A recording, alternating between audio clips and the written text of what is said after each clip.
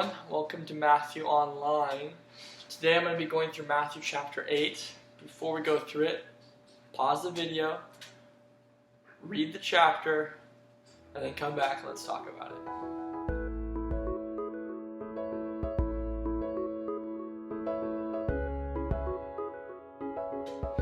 Alright, now that we've read the chapter, I just want to share some of my thoughts on it.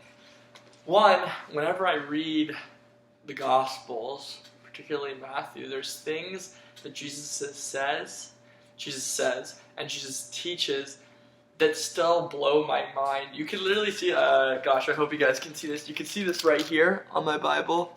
I have IDK right there. Because Jesus teaches, he says, follow me now, let the spiritually dead bury their own dead. And I read that and I'm just like, yeah, I have no clue what Jesus is trying to say there. It seems pretty intense. But the main thing I wanted to talk about is actually how this chapter is pretty packed with some of our Christianese today, some of the words that the church uses a lot.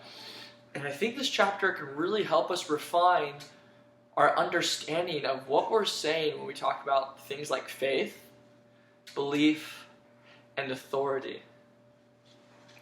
And you actually see this when Jesus is talking to the centurion. He's having this conversation.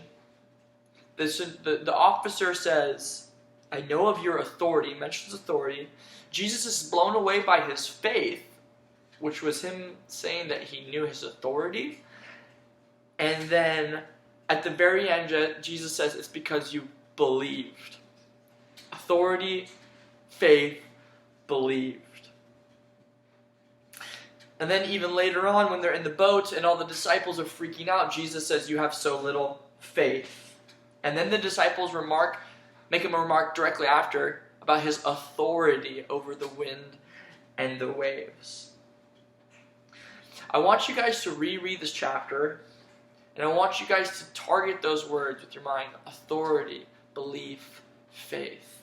Is it possible that these words are connected in any way? Is it possible that maybe we talk about these ideas incorrectly just because it's how we use the word at church?